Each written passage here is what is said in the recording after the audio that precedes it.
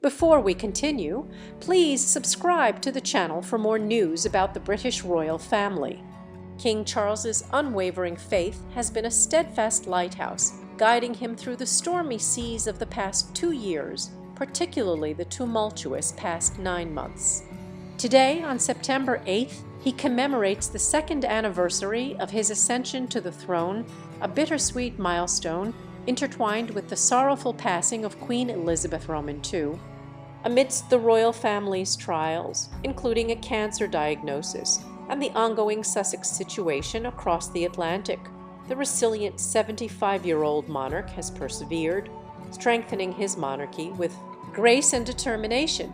A well-informed insider reveals that the sovereign's health is now on a path of remarkable improvement, and he is gradually embracing his life as king. However, the source discloses that the king yearns for his beloved mother, his heart aching in her absence.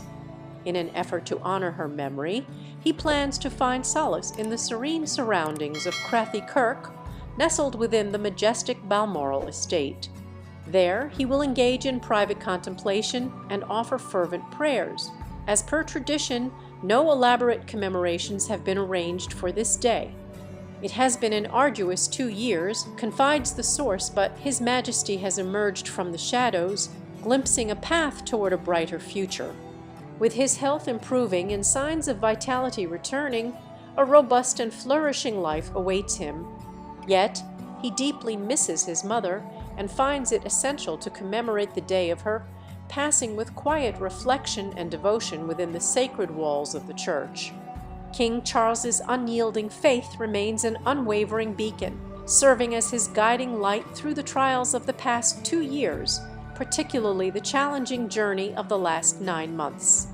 The 2nd year of his reign has been difficult, as both he and Princess Kate privately battled cancer.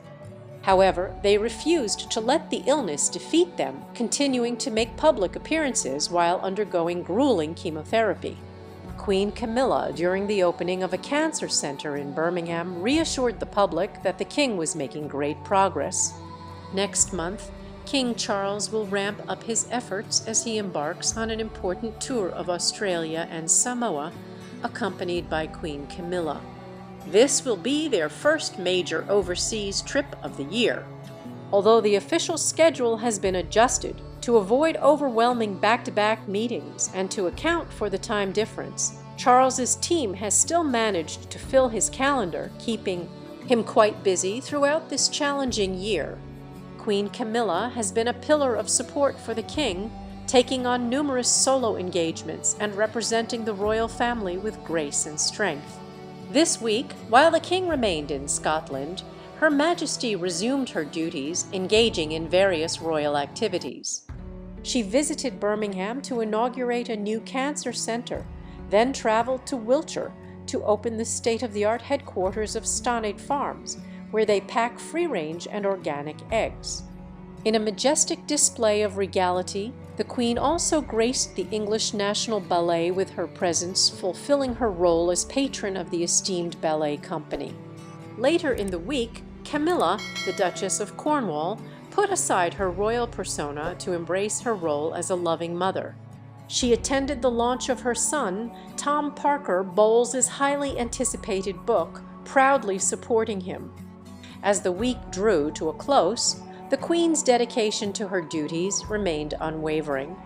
With a deep sense of duty and compassion, she visited RAF Leeming, where she met with service personnel and their families, listening attentively to their stories and learning about the support systems in place for their well-being. Returning to Scotland, Her Majesty joined King Charles at the prestigious Bremer Games.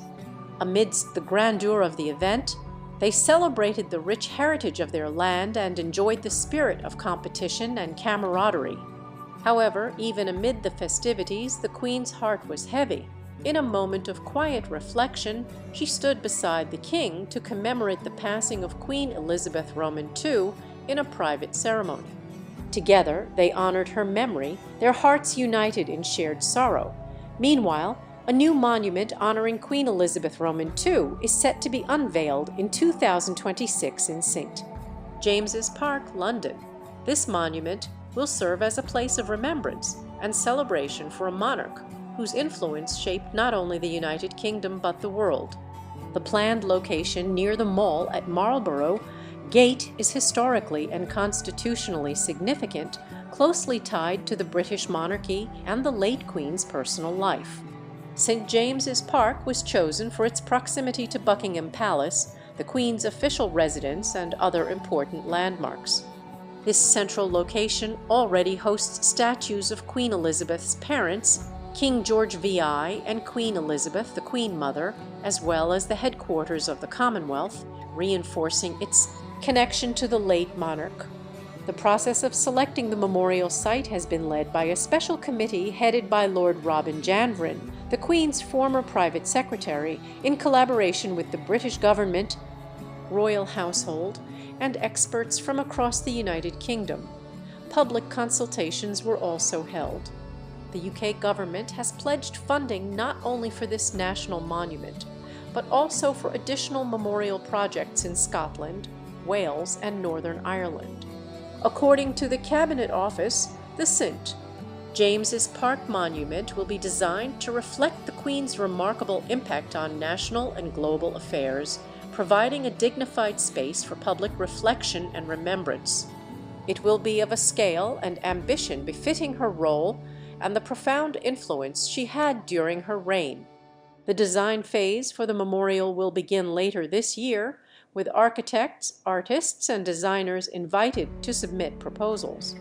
Prime Minister Sir Keir Starmer emphasized the Queen's enduring legacy of service and devotion, stating that the memorial in the heart of London will provide a meaningful place for the public to honor her memory. Chancellor of the Duchy of Lancaster, Pat McFadden, noted that Queen Elizabeth Roman II, as the longest-reigning British monarch, deserves a monument that reflects her central role in British society. It is only right that the memorial is situated in a location that represents the scale of her role at the heart of British society, McFadden remarked, adding that it will offer a place of reflection for the public. Lord Janvrin, who leads the memorial committee, stressed that choosing a site associated with many significant events in the Queen's life makes St. James's Park a fitting location for the national memorial in her honor. The timing of the monument's unveiling in 2026 is significant, as it will coincide with what would have been Queen Elizabeth Roman II's 100th birthday.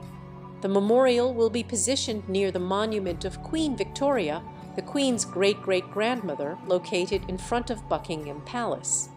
Andrew Scattergood, CBE Chief Executive of the Royal Parks, expressed his honor at the park being chosen, highlighting its rich royal history and its role in hosting many royal and ceremonial events. This national memorial will not be the only tribute to the late Queen. Earlier this year, a 7-foot-tall bronze statue of Queen Elizabeth Roman II by sculptor Howell Prattley was unveiled in Oakham, Rutland, depicting the Queen with 3 of her beloved corgis, a piece praised for capturing her softer side. Additional statues are planned, including one by Andy Edwards in Newcastle-under-Lyme and 2 sculptures by Amy Goodman. London's first statue of Queen Elizabeth Roman II was unveiled in November last year by King Charles and Queen Camilla at the Royal Albert Hall. Created by artist Poppy Field, the statue was commissioned following the Queen's passing on September 8, 2022. There have also been calls for a prominent statue of the late Queen in London, with Trafalgar Square's 4th plinth being suggested as a potential site. As anticipation builds for the 2026 unveiling, the planned monument in St.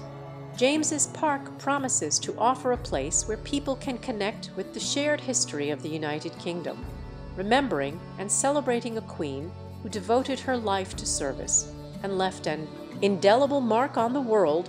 Thank you for watching till the end. Please share your thoughts in the comments section, and don't forget to subscribe to the channel for more updates.